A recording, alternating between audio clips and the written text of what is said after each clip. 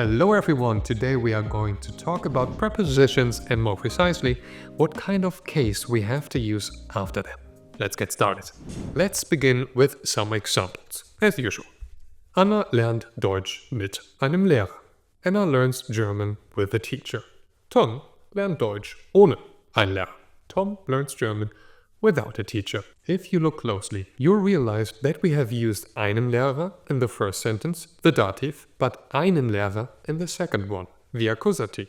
But both sentences are pretty much identical in terms of structure. So why have we used two different cases? The smart ones here, who have already read this video's title, already know the answer. Yes, it's because of the prepositions. Both mit and ohne are prepositions. Prepositions establish a connection between nouns and other parts of the sentence. You'll get some more examples later. Let's address the boring, complicated German elephant in the room first. Is it just arbitrary what case I use after prepositions, or are there certain rules? Well, we're German, so of course there are rules. The good news is there are certain prepositions that demand the dative, and there are certain prepositions that demand the accusative. There is a clear distinction. The bad news is that there's no real guideline that will help you to know which preposition belongs to which category. You just have to learn them by heart. So, let me show you the prepositions first that always demand the dative. Aus, meaning out of. For example, ich komme aus der Stadt. Bei, meaning at. For example, ich bin bei meinem Freund. Mit, meaning with. Ich fahre mit dem Fahrrad. Nach der Schule habe ich keine Zeit. Or, wir reisen nach Deutschland. Here we see that nach can have two meanings. After in terms of time, but also to in terms of location. Seit, ich wohne hier seit einem Jahr. I have been living here for a year.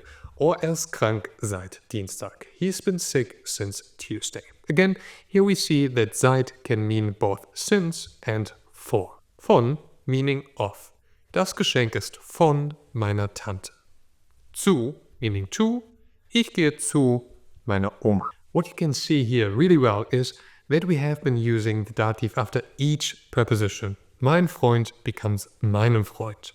Das Fahrrad becomes dem Fahrrad. Die Schule becomes der Schule, and so on. And since Germans are so big on efficiency and punctuality, we thought, well, why don't we combine some articles and prepositions into one word to save some time? And that's exactly what we did. Das ist der Tisch vom Lehrer. That's the table of the teacher. Von and dem become von. Er ist beim Arzt. He's at the doctor's office. Bei and dem become beim. Sie laufen zum Bahnhof. They are walking to the train station. Zu and dem become zum. Wir gehen zur Schule. We are going to school. Zu and der become zur. The short forms you see here are the only ones that exist. We cannot put prepositions and articles together randomly. Von and der, for example, don't become for. Von can only merge with dem, becoming vom. Alright, now we know which prepositions need the dative. But which ones need the accusative? Durch, meaning through, as in wir laufen durch den Park. Für, meaning for, as in das ist ein Video für meine Schüler. Gegen, meaning against, as in der Idiot läuft gegen eine Glastür. Ohne, meaning without, as in Tom lernt ohne einen Lehrer. Herum, meaning around, as in der Hund läuft den Baum herum. Whenever someone moves around, the object in this case is surrounded by and herum. The preposition splits up, just like a separable verb. Here too, we can see how we have always been using the accusative after these prepositions. Der Park becomes dem Park. Meine Schüler doesn't change because it's the plural, but ein Lehrer becomes einen Lehrer because it's masculine, and so on. The good news here is that there do not exist any short forms for the accusative and its prepositions. Alright, so what have we learned today in a nutshell? There are prepositions that demand the dative, and there are prepositions that demand the accusative.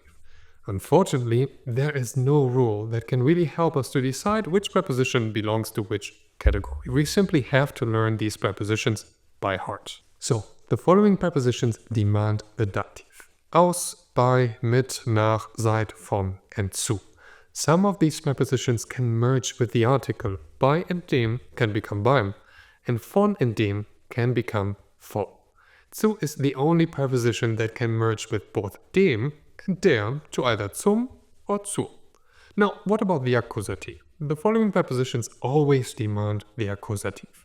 Durch, für, gegen, ohne, and herum. None of these prepositions can merge with any article. Okay, that's it for today. I know that it can be frustrating, that you do not only have to learn the preposition's meaning, but also which case to use after them. But the right amount of practice and time will help. Just be patient. If you want to start with practicing right now, just click on the link below for a free exercise. As always, no sign up necessary. For even more explanations, exercises and fun learning games, also for this topic, visit our website at www.wasdas.com. If this video was helpful, don't forget to like and subscribe for more fun German lessons. See you next time. Bye bye.